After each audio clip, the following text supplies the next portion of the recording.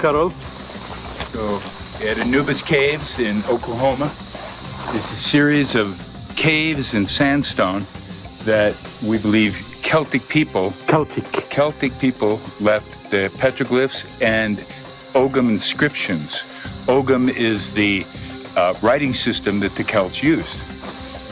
Cave 1 doesn't have much of the inscriptions or writing, but if you come over here and you can see the crosses on the cave wall, that's a star chart. Most important area is in Cave 2 and Cave 3, which have equinox alignments, a series of equinox alignments. Keen and my mentor, Bill McGlone, named the alignment the silent opera because it's not just a dagger or light striking a circle, but it's a drama that unfolds as the sun is setting on the equinox, telling a story of these Celtic people. It's very dramatic.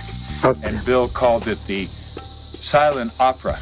Okay. And it's a drama that takes place between Mithras, the sun god, and the jackal god, Anubis.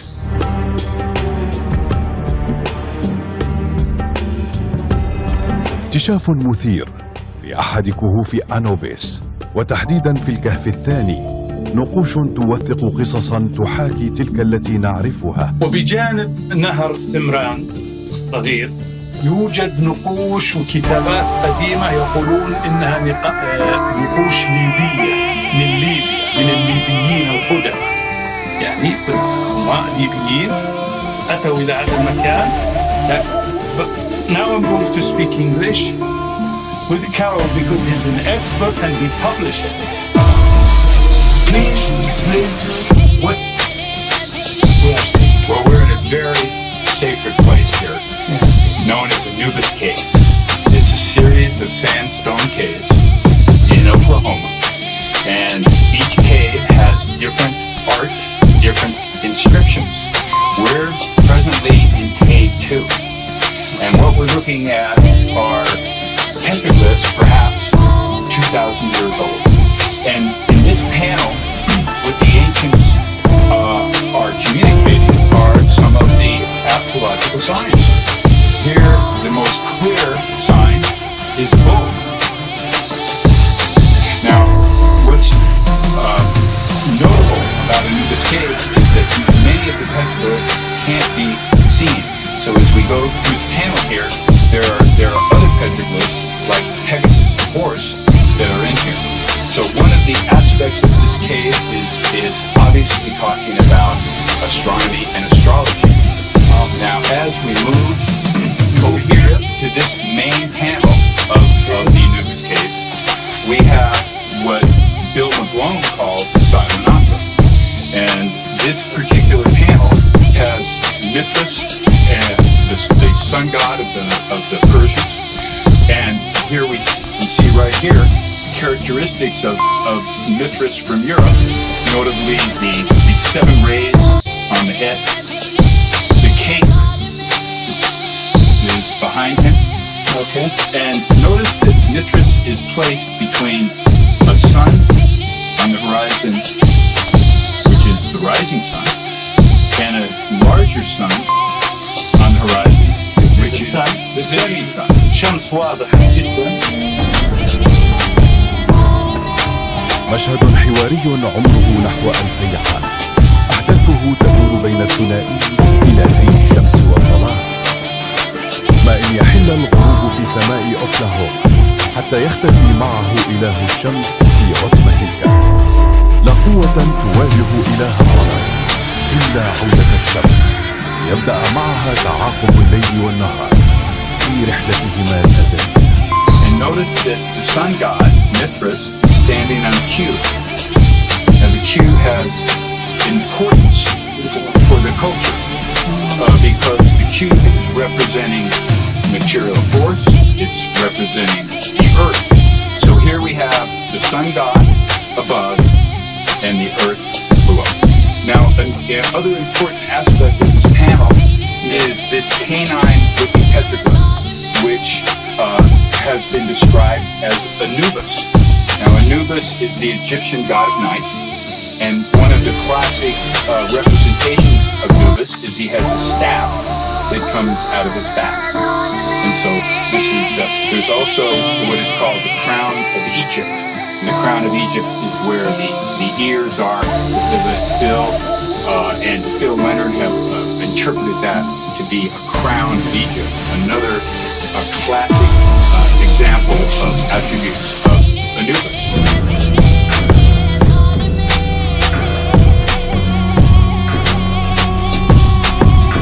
Now you asked about Libyan. Yeah.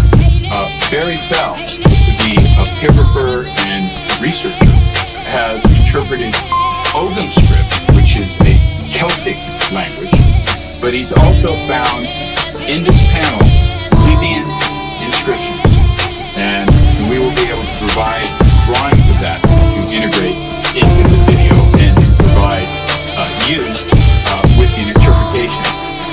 It's very hard to see in these lighting conditions, and with side lighting, the Libyan is more illuminated, but it does suggest that we have cross-cultural expeditions here. Perhaps a Celtic ship with Libyan sailors, perhaps a Libyan ship with Celtic sailors. But we see extensive Celtic writing in this cave and in cave 3. So we attribute most of this as Celtic petroglyphs, Celtic cosmology, Mithras, Anubis, and Celtic archaeoastronomy on the equinox. What makes this site so exceptional is we have multiple equinox alignments at sundown, in addition to alignment on the summer solstice.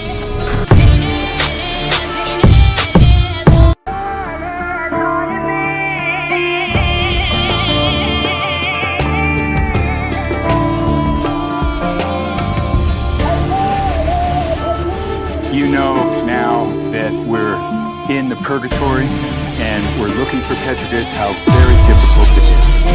And it's not just the terrain that poses an issue, because we took hours to get here and we almost had to turn back before we crossed the river, and of course the heat. So it's a big challenge, but we also have challenges getting government permissions and private property owner permissions to get to some of these sites.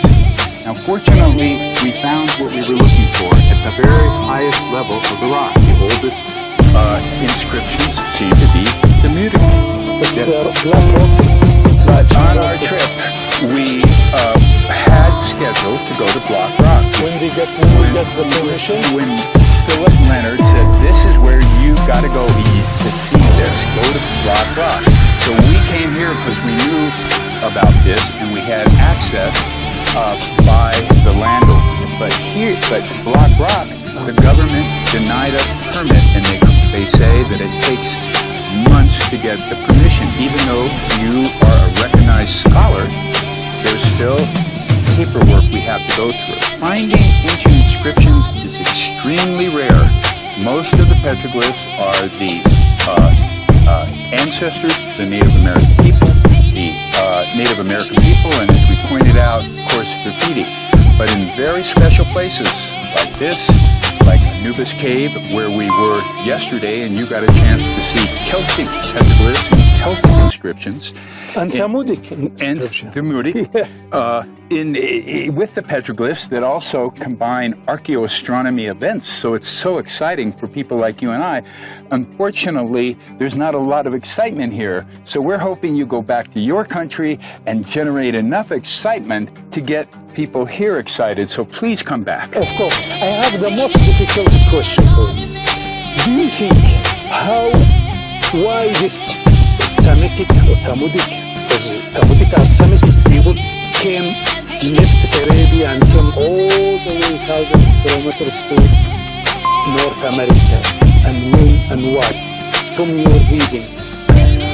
Well, let's put it in a bigger context, that today America is a melting pot of many cultures, and in ancient times it was the same. We had America? As you see them in Olmecs in Mexico, we have people coming from the Iberian Peninsula, the Celts, the Minoans, Libyan. We have people coming from the Pacific, the Indus Valley people. So this is truly a melting pot over many, many thousands of years. I think that the migrations were driven by different things. Most importantly, especially early on, were the minerals. They were coming for gold, silver, copper. Especially when they came across the Atlantic, they were looking for copper. And they found it in Michigan. When they came across the Pacific to California, they were looking for silver and gold. And they found it in California, Nevada. Very rich culture. Now, there's also a belief that peoples came to the New World from the Old World because of political chaos and repression. So they were fleeing the Old World to come and establish a place in the New World.